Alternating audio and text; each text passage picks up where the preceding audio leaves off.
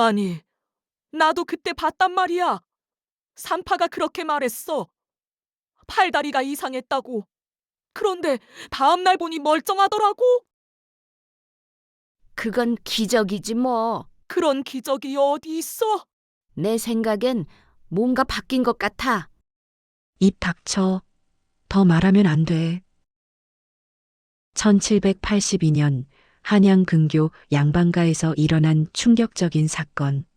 한 산파가 죽기 전 남긴 고백록이 세상에 공개되었습니다. 그 안에는 믿을 수 없는 진실이 담겨 있었습니다. 정조 6년 초겨울 한양 성저심리 명문가 이판서 댁에는 이상한 소문이 돌고 있었다. 판서의 본부인이 셋째 아들을 낳던 날 하필 집안의 종년도 아들을 낳았다는 것이다. 그런데 더 기묘한 것은 그 후였다. 본부인의 아들은 태어나자마자 장애를 가진 것이 드러났다. 한쪽 팔이 제대로 펴지지 않았고 발도 비틀어져 있었다. 반면 종년이 낳은 아이는 완벽했다. 오똑한 코, 뚜렷한 이목구비, 건강한 사지.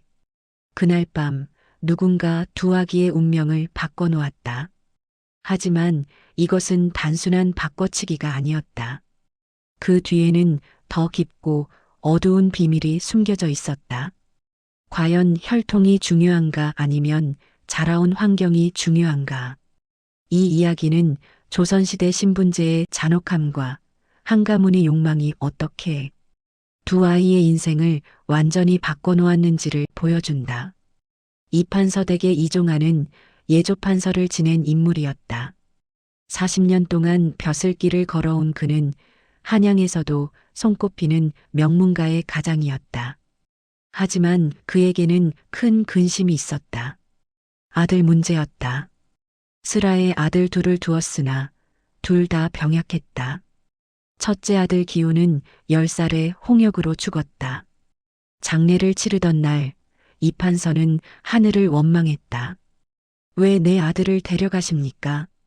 둘째 아들 기범은 살아있었지만 태어날 때부터 말을 못했다. 의원들은 혀가 짧다고 했지만 이판서는 알고 있었다. 아들이 정상이 아니라는 것을. 말 못하는 자식이 어떻게 벼슬길에 오르겠소? 이판서의 시어머니가 며느리를 다그쳤다. 또 아들을 보아야 한다. 대를 이을 튼튼한 아들을. 이판서는 45의 나이에 다시 본부인을 임신시켰다. 본부인 심씨도 이미 40이었다. 마지막 기회였다. 제발, 이번엔 건강한 아들을. 심씨 부인은 매일 기도했다. 새벽마다 정화수를 떠놓고 칠성님께 빌었다. 절에 가서 100일 기도를 했고 무당을 불러 구술했다. 이 아이가 건강하게 태어나면 절에 100냥을 시주하겠습니다. 시어머니도 사당에 향을 피우며 조상님께 빌었다. 아들을, 건강한 아들을 점지해 주소서. 온 집안이 긴장한 가운데 임신 기간이 흘렀다. 하지만 임신 7개월 무렵 예상치 못한 일이 벌어졌다. 집안의 종년 하나가 배가 불러온 것이다. 이름은 월선이었다. 저도 아이가. 월선은 19의 어린 종이었다. 아버지도 종이고 어머니도 종이었다. 3대가 이판서 댁의 종이었다. 태어날 때부터 이판서 댁의 재산이었다. 누구의 아이냐? 집안 사람들이 다그쳤다. 월선은 고개를 숙였다. 말씀드릴 수 없습니다. 말을 못해? 이 천한 년이. 하인들이 월선을 때렸다. 하지만 월선은 끝까지 입을 다물었다. 사실 월선은 이판서의 둘째 아들 기범에게 범해졌다. 말 못하는 도련님이 어느 날 밤 월선의 방으로 들어왔다. 월선은 저항했지만 기범은 힘이 셌다. 도련님, 제발이요. 하지만 기범은 말없이 월선을 덮쳤다. 그리고 다음 날 아무 일도 없었다는 듯 지나갔다. 월선은 그 일을 말할 수 없었다. 종이 주인의 아들을 고발한다? 상상도 할 수 없는 일이었다. 말하는 순간 자신과 부모가 모두 죽을 것이 분명했다. 쫓아내라. 심씨 부인이 소리쳤다. 저런 년이 집안에 있으면 애기 든다. 당장 내쫓아. 하지만 이판서가 말렸다. 잠깐만 기다리시오. 혹시 아들이면 어떻게 하시겠소? 종년이 낳은 자식이 무슨 소용입니까? 그래도 만약을 대비해야 하지 않겠소? 이판서의 목소리에는 묘한 기대감이 섞여 있었다. 심씨 부인은 그 눈빛을 보고 섬뜩함을 느꼈다. 설마 저 사람이. 하지만 부인은 그 생각을 떨쳐냈다. 남편이 그런 생각을 할 리 없다고 믿고 싶었다. 월선을 사랑채 뒤편 작은 방에 머물게 하시오. 아이를 낳을 때까지. 이판서의 명령이 떨어졌다. 월선은 좁고 어두운 방에 갇혔다. 하루에 한 번 밥을 주었고 물도 제한적으로 주었다. 마치 죄인 취급이었다. 이 천한년이 도련님들이 계신 집안에서 아이를 배다니. 하인들은 월선을 업신여겼다. 하지만 월선은 참았다. 뱃속의 아이를 위해서라도 살아야 했다. 그해 12월 마침 같은 날 밤에 두 여인이 동시에 진통을 시작했다.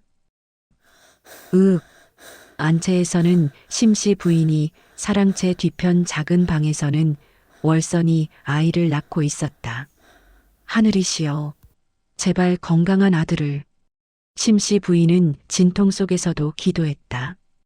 으아. 월선은 아무 말 없이 이를 악물었다. 옆에는 아무도 없었다. 산파만 달랑 한 명 있을 뿐이었다. 먼저 태어난 것은 안채의 아이였다. 도련님이십니다. 산파의 외침이 들렸다.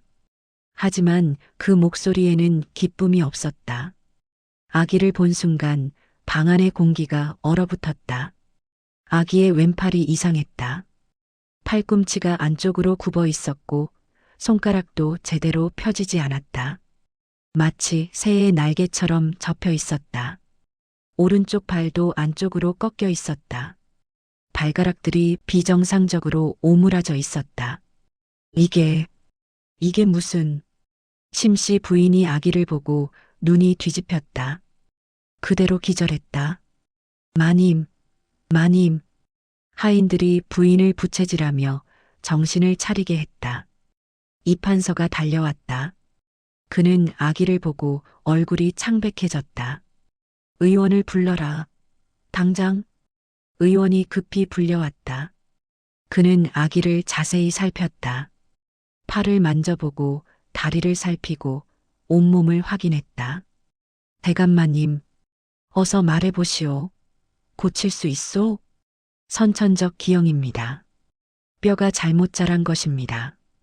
팔과 다리가 아마 평생 불편하실 겁니다. 고칠 수 없소? 최선을 다해보겠습니다만. 의원은 고개를 저었다. 침을 놓고 뜸을 뜨고 약을 쓰면 조금은 나아질 수 있습니다. 하지만 완전히 펴지기는 어려울 것입니다. 이판서는 주저앉았다. 대를 이을 아들. 그토록 바라던 건강한 아들이 장애를 가지고 태어난 것이다. 하늘이시여. 왜 우리 집안에 이런 시련을. 시어머니가 울부짖었다. 바로 그때였다. 작은 방에서 우렁찬 울음소리가 터져나왔다. 으앙. 그 울음은 힘이 있었다. 생명력이 넘쳤다. 담장을 넘어 안채까지 선명하게 들렸다. 이판서는 그 소리를 듣고 천천히 고개를 돌렸다. 종년이 아이를 낳았다는 것이냐? 예, 대감마님. 방금 아들을 낳았다 합니다. 하인이 보고했다. 아들이라고? 이판서는 벌떡 일어나 작은 방으로 향했다. 방문을 열자 월선이 아기를 안고 있었다. 아기는 건강했다. 피부는 붉고 생기가 넘쳤다. 팔다리가 힘차게 움직였고 울음소리도 우렁찼다. 이판서는 아기를 보고 멍하니 서 있었다. 이 아이가 이 아이가 내 아들이었다면. 그 순간 이판서의 머릿속에 금지된 생각이 스쳤다. 그날 밤 이판서는 산파를 몰래 불렀다. 산파 박 씨는 60평생 수백 명의 아기를 받은 노련한 인물이었다. 한양에서도 솜씨 좋기로 소문난 산파였다. 박산파? 예, 판서 나으리. 이판서는 방문을 닫고 주위를 살폈다. 그리고 촛불을 하나만 남기고 모두 껐다. 오늘 이상한 일이 벌어졌소. 예. 본부인께서 낳으신 도련님은 불구이고 종년이 낳은 아이는 멀쩡하오. 산파는 침묵했다. 무슨 말을 하려는지 짐작이 갔다. 박산파, 당신은 오래 이 일을 해왔소. 세상의 이치를 아시오? 대감마님, 소인이 무엇을 알겠습니까? 세상은 불공평하오. 양반 자식으로 태어나면 떳떳하게 살고 종자식으로 태어나면 평생 천대받소. 그런데 오늘은 이판서가 말을 멈췄다. 오늘은 하늘이 실수를 한 것 같소. 산파의 등에 식은땀이 흘렀다. 박산파, 나는 지금 매우 위험한 제안을 하려고 하오. 산파, 두 아이를 바꿀 수 없겠소? 산파는 뒤로 물러섰다. 나으리, 그건 하늘의 뜻을 거스르는 일입니다. 하늘의 뜻? 이판서가 비웃었다. 하늘이 나에게 불구 아들을 주었다면 그것이야말로 하늘이 나를 버린 것 아니겠소? 나는 40년을 나라를 위해 일했소. 백성을 위해 헌신했소. 그런데 하늘은 내게 무엇을 주었소? 이판서의 목소리가 떨렸다. 첫째 아들은 죽이고, 둘째 아들은 벙어리로 만들고, 셋째 아들은 불구로 태어나게 했소. 이게 하늘의 뜻이오? 대감마님, 박산파 생각해 보시오. 종년의 아들은 어차피 종이요. 평생 천대받으며 살 것이요. 하지만 양반 자식으로 태어나면 떳떳하게 살 수 있어. 글을 배우고 과거에 급제하고 벼슬길에 오를 수 있어. 산파는 입술을 깨물었다. 그리고 본부인의 아들은 불구의 몸으로 양반 도련님 노릇을 하는 것보다 차라리 종으로 조용히 사는 것이 나을지도 모르고 사람들의 손가락질을 받지 않아도 되고 비웃음을 당하지 않아도 돼요. 이판서의 논리는 교묘했다. 악행을 선행처럼 포장하고 있었다. 이것은 두 아이 모두를 위한 일이요. 그리고 이 집안을 위한 일이기도 하오. 이판서는 은자 보따리를 내밀었다. 묵직했다. 적어도 100냥은 되어 보였다. 이것은 당신의 입을 사는 값이요. 그리고 이판서의 눈빛이 차갑게 변했다. 만약 이 일이 새어나간다면 당신과 당신의 가족 모두 목숨을 잃을 것이요. 당신에게는 딸이 둘 있다고 들었소. 한양에서 바느질로 근근히 살아가는 산파의 얼굴이 창백해졌다. 대감마님, 제발, 나는 선택권을 주고 있소. 부자가 되어 편안히 살 것인가 아니면 거절하고 가족과 함께 죽을 것인가. 이것은 제안이 아니라 협박이었다. 산파는 떨렸다. 어떻게 바꾸란 말입니까? 간단하오. 밤중에 아무도 모르게 아이들을 바꾸면 돼오. 아직 갓난아기라 누가 누군지 모르오. 얼굴도 비슷하오. 하지만 어미들이 본부인은 충격으로 깊이 잠들어 계시오. 약도 드셨소. 새벽까지는 깨어나지 않으실 것이오. 그리고 종려는 혼자 외딴 방에 있소. 하인도 없소. 지금이 기회요. 산파는 한참을 망설였다. 양심과 생존 본능이 싸웠다. 대감마님, 하지만 이것은 하늘을 속이는, 하늘은 이미 우리를 속였소. 이판서가 소리쳤다. 나는 하늘에 맞서는 것뿐이요. 산파는 결국 고개를 떨구었다. 알겠습니다. 현명한 선택이요. 자, 이제 이것을 받으시오. 이 판서는 은자 보따리 외에 비단 2피를 더 내밀었다. 일이 끝나면 이것도 드리겠소. 그리고 매년 쌀 10섬씩 보내드리겠소. 당신이 살아있는 한. 산파는 떨리는 손으로 은자를 받았다. 그리고 명심하시오. 이 일은 무덤까지 가져가야 하오. 절대로 누구에게도 말해서는 안 돼요. 예. 특히 아이들이 자라서도 절대 알려서는 안 돼요. 만약 이 비밀이 새어나가면 이 판서가 산파의 어깨를 움켜잡았다. 당신과 당신의 자식들, 그리고 손자들까지 모두 죽을 것이요. 산파는 고개를 끄덕였다. 온몸이 떨렸다. 자정이 넘은 시각, 산파는 떨리는 손으로 준비를 시작했다. 포대기 2개를 준비했다. 하나는 비단으로 만든 고급 포대기, 다른 하나는 무명으로 만든 평범한 포대기. 이제 이것들을 바꾸는 거구나. 산파는 먼저 안채로 갔다. 복도는 조용했다. 모두 잠들어 있었다. 방문을 조심스럽게 열었다.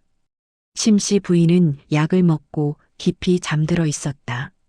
곁에는 불구 아기가 누워 있었다. 아기는 자고 있었다. 작은 얼굴, 굽은 팔, 비틀어진 발. 고요한 잠 속에서도 그 기형은 선명했다. 산파는 아기를 내려다보며 눈물을 흘렸다. 미안하다, 아가야. 내가 무슨 죄가 있어서 이런 몸으로 태어났니? 산파는 아기를 조심스럽게 들어 올렸다.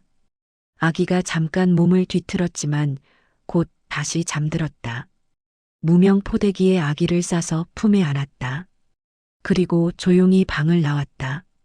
복도를 지나는 동안 산파의 심장은 터질 듯 뛰었다.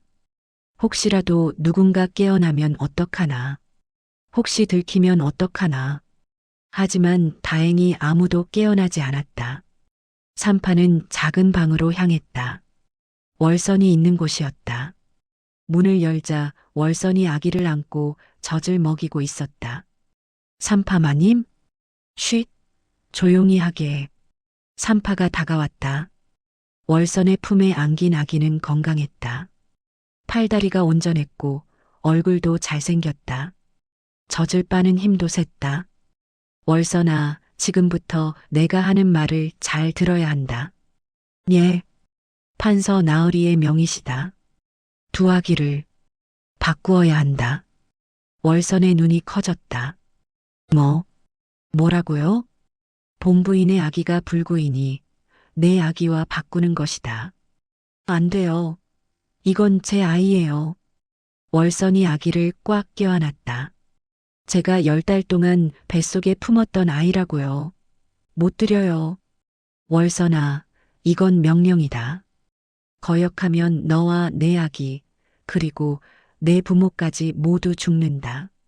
산파의 목소리가 떨렸다. 대감마님은 절대 거역할 수 없는 분이야. 내가 거절하면 너희 가족 모두 없앨 수 있어. 월선은 울먹였다. 하지만 이건 월선아, 조금만 생각해봐라. 산파가 월선의 손을 잡았다. 내 아이가 양반 도련님이 되는 것이다. 떳떳하게 자라고 좋은 교육을 받고 과거에 급제할 수도 있다. 비단 옷을 입고 맛있는 음식을 먹고 떳떳하게 살 수 있어. 하지만 너는 어미로서 아이를 볼 수 없게 되겠지만 아이는 행복하게 자랄 것이다. 만약 내가 그냥 키운다면 평생 종으로 살아야 해. 주인의 매를 맞고 천대받고 비참하게 살아야 한다고. 월선의 눈에서 눈물이 주르륵 흘렀다. 그리고 너는 본부인의 아기를 키워야 한다. 비록 불구이지만 그래도 살아있는 생명이다. 산파는 안채에서 가져온 아기를 월선 앞에 내려놓았다. 월선은 그 아기를 보고 숨이 막혔다. 굽은 팔, 비틀어진 발. 가여운 아기였다. 이 아이를 제가 키우라고요? 그렇다. 이제 이 아이가 내 아들이다. 그리고 내 아들은 산파가 월선의 품에서 건강한 아기를 빼앗았다. 안채 마님의 아들이 된다. 안 돼요. 제 아이를 돌려주세요. 월선이 손을 뻗었지만 산파는 이미 아기를 품에 안고 있었다. 쉿, 조용히 해. 들키면 우리 다 죽어. 제발이요. 제발. 제 아이만은. 월선이 바닥에 엎드려 울었다. 월선아, 이것은 내 아이를 위한 거야. 종으로 사는 것보다 양반으로 사는 게 훨씬 나아. 내 아이가 행복하기를 바란다면 침묵해야 해. 산파는 등을 돌렸다. 월선의 흐느끼는 소리가 뒤에서 들렸다. 으흑, 으흑, 내 아들, 내 아들. 산파는 건강한 아기를 안고 안채로 돌아갔다. 아기는 산파의 품에서 평화롭게 자고 있었다. 자신의 운명이 바뀌었다는 것을 전혀 모른 채 심씨 부인 곁에 조심스럽게 아기를 내려놓았다. 그리고 비단 포대기로 아기를 감쌌다. 이제 이 아이가 양반 도련님이구나. 산파는 아기의 얼굴을 마지막으로 바라봤다. 모든 것이 끝났다. 산파는 방을 나와 복도에 주저앉았다. 손이 떨렸고 온몸에서 식은땀이 났다. 심장이 터질 듯 뛰었다. 나는 무슨 짓을 한 것인가. 하지만 돌이킬 수 없었다. 이미 아이들은 바뀌었고 운명은 뒤바뀌었다. 새벽 해가 떠올랐다. 다음 날 아침 심씨 부인이 깨어났다. 아이는 어디 있소? 부인은 황급히 곁을 살폈다. 아기가 비단 포대기에 쌓여 자고 있었다. 아가야.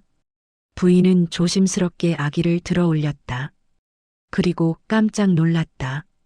어머, 이게 아기가 어제와 달라 보였다. 팔과 다리가 온전했다. 부인은 아기의 팔을 살폈다.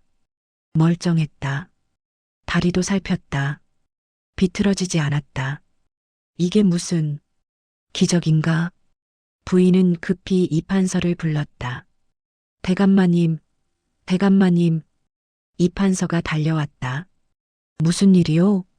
아이가 나았어요. 뭐라고?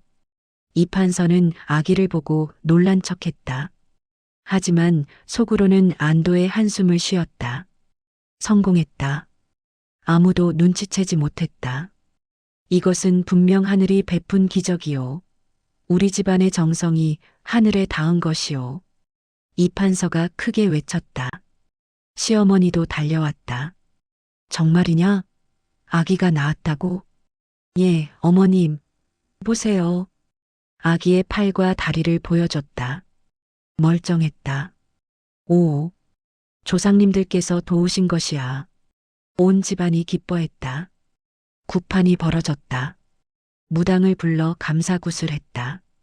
하늘이시여, 감사합니다. 하지만 작은 방에서는 월선이 불구아기를 안고 울고 있었다. 아가야, 미안해. 어미가 너를 지키지 못했어. 불구아기는 월선의 품에서 가늘게 울었다. 힘없는 울음이었다. 월선은 아기의 굽은 팔을 어루만졌다. 괜찮아. 어미가 너를 평생 지킬게. 아무도 너를 해치지 못하게 할 거야. 며칠 후 안채에서는 아기의 100일 잔치를 준비했다.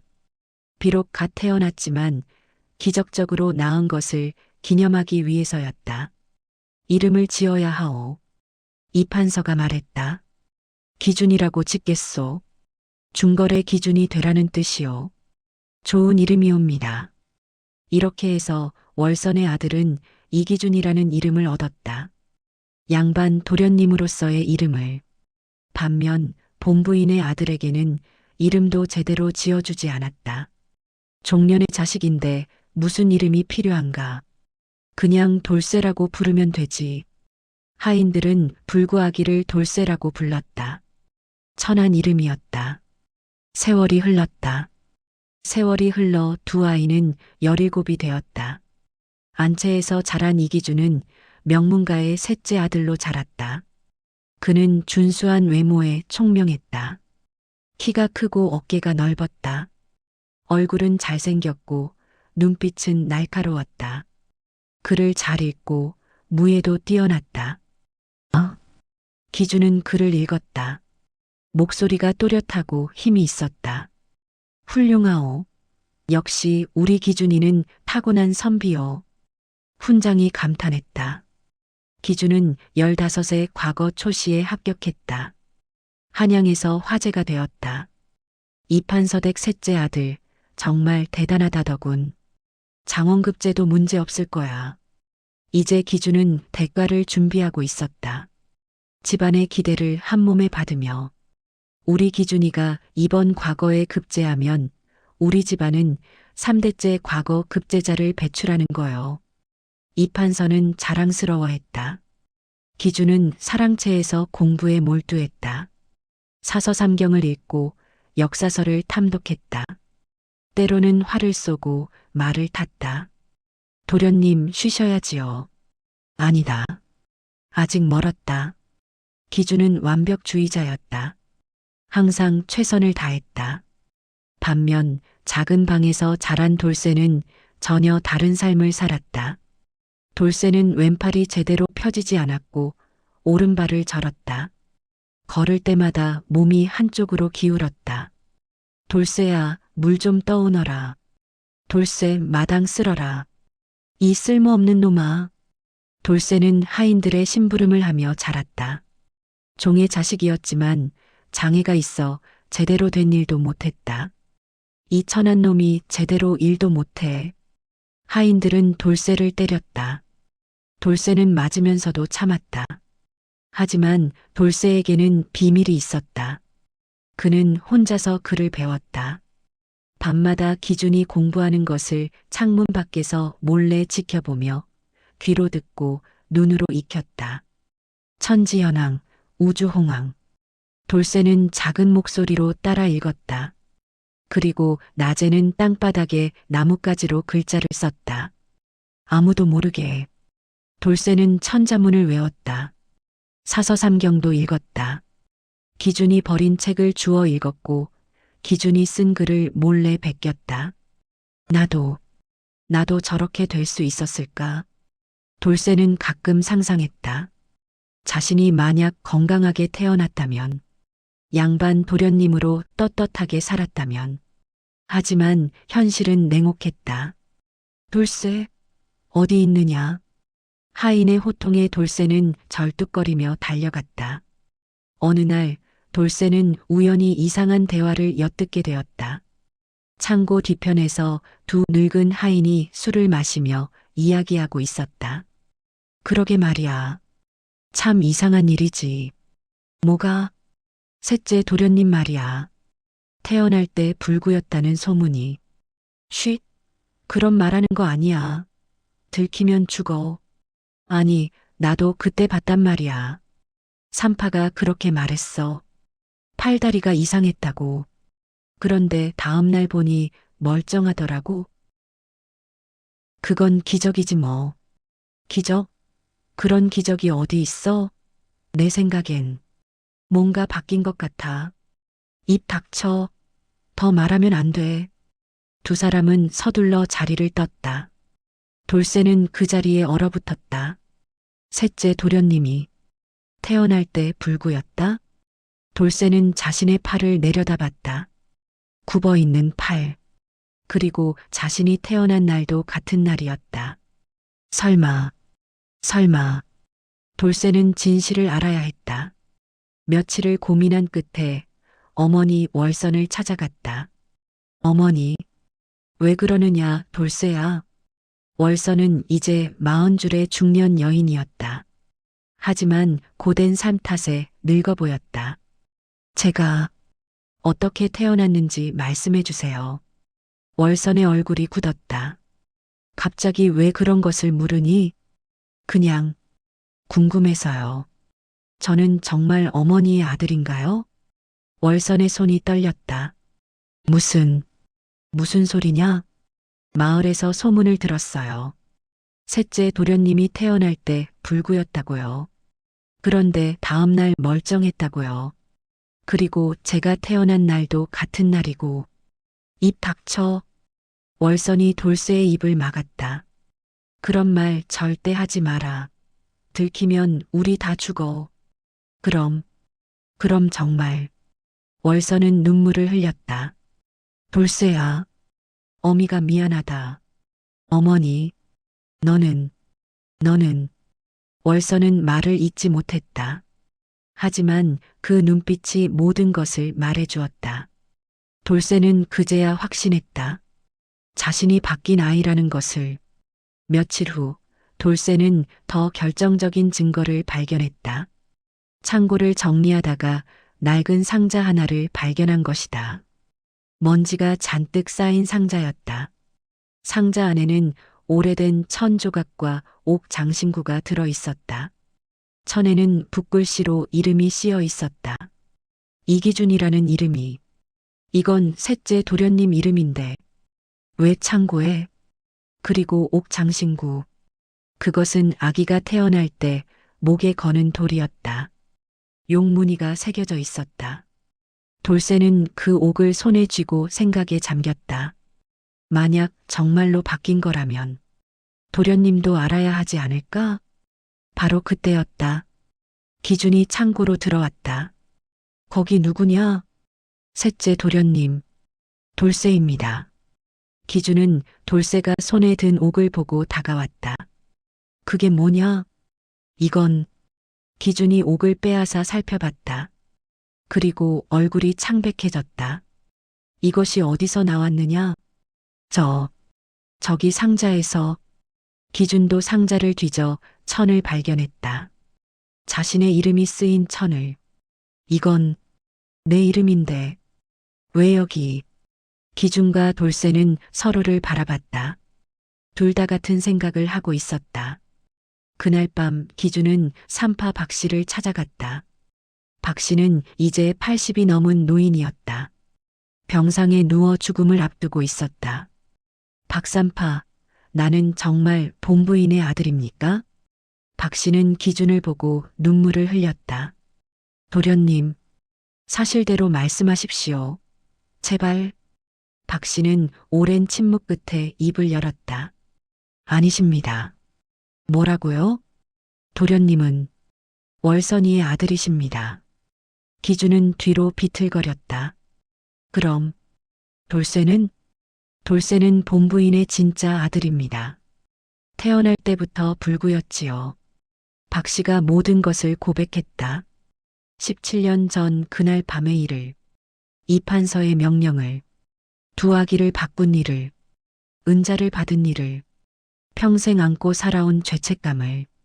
왜 그런 짓을? 판서 나으리의 명령이었습니다. 저도 거역할 수 없었습니다. 딸들이 있었고 살고 싶었습니다. 박 씨는 기침을 했다. 하지만 평생 죄책감에 시달렸습니다. 매일 밤 악몽을 꾸었습니다. 두 아기가 나타나 저를 원망하는 꿈을. 이제 곧 죽을 것 같아. 진실을 말씀드립니다. 기준은 그 자리에 주저앉았다. 세상이 무너지는 것 같았다. 기준은 아버지 이판서를 찾아갔다. 아버님, 왜 그러느냐, 기준아? 제가 정말 아버님의 아들입니까? 이판서의 얼굴이 굳었다. 무슨 소리냐? 산파 박 씨에게 들었습니다. 제가 월선의 아들이라고. 그리고 돌쇠가 어머니의 진짜 아들이라고. 이판서는 한참을 침묵했다. 누가 그런 헛소리를. 헛소리가 아닙니다. 기준이 옥 장신구와 천을 내밀었다. 이것은 무엇입니까? 왜 제 이름이 쓰인 천이 창고에 버려져 있습니까? 이판서는 결국 고개를 끄덕였다. 그렇다. 사실이다. 기준의 세계가 무너졌다. 왜 그런 짓을 하셨습니까? 가문을 위해서였다. 이판서가 울먹이며 말했다. 불구 자식이 이 집안을 이을 수는 없었다. 나는 선택해야 했다. 대를 잇기 위해, 집안의 명예를 지키기 위해. 그래서 두 아이의 운명을 바꾼 겁니까? 그렇다. 그리고 결과를 보아라. 너는 훌륭하게 자랐고, 과거에 급제할 것이고, 이 집안의 자랑이 되었다. 하지만 돌쇠는 어떻습니까? 기준이 소리쳤다. 본래 양반 도련님으로 자라야 할 아이가 종으로 살았습니다. 매 맞고 천대받고 비참하게. 이판서는 대답하지 못했다. 기준은 돌쇠를 찾아갔다. 돌쇠, 도련님, 나는 이제 도련님이 아니다. 기준이 돌쇠 앞에 무릎을 꿇었다. 미안하다. 내가 내 자리를 빼앗았다. 내 인생을 살았다. 돌쇠는 놀라 기준을 일으켰다. 아닙니다, 도련님. 이건 도련님 잘못이 아닙니다. 우리 둘 다 피해자예요. 하지만 저는 이미 알고 있었습니다. 어렴풋이 돌쇠가 미소 지었다. 제 몸을 보면서 왜 하필 나만 이런가 싶었거든요. 그리고 가끔 꿈을 꿨어요. 제가 비단옷을 입고 글을 읽고 떳떳하게 사는 꿈을요. 그게 제 전생의 기억인가 싶었어요. 두 사람은 한참을 서로를 바라봤다. 이제 어떻게 해야 할까? 기준이 물었다. 돌쇠는 잠시 생각하다가 말했다. 저는 이대로 살고 싶습니다. 뭐라고? 도련님이 제 자리를 차지한 게 아닙니다. 도련님은 그 자리에 어울리는 사람이에요. 17년을 그렇게 살아왔잖아요. 그게 도련님의 인생이에요. 하지만 저는 이 몸으로는 양반 노릇을 할 수 없어요. 과거도 볼 수 없고 벼슬도 할 수 없어요. 사람들이 손가락질할 거예요. 돌쇠가 기준의 손을 잡았다. 그리고 솔직히 저는 이미 이 삶에 익숙해졌어요. 물론 힘들었지만 이게 제 삶이었어요. 그리고 어머니, 월선 어머니가 있잖아요. 저를 진짜 아들처럼 키워주신. 기준은 눈물을 흘렸다. 미안하다. 정말 미안하다. 사과하지 마세요. 대신 약속해 주세요. 뭘? 저를 형제로 생각해 주세요. 신분은 다르지만 우리는 같은 날 태어났잖아요. 피는 다르지만 운명은 같았어요. 기준은 돌쇠를 꽉 껴안았다. 며칠 후 산파 박씨가 세상을 떠났다. 그녀는 죽기 전 편지 하나를 남겼다. 편지에는 17년 전의 모든 진실이 기록되어 있었다.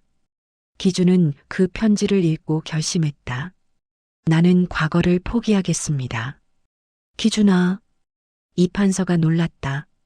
저는 거짓으로 여기까지 왔습니다.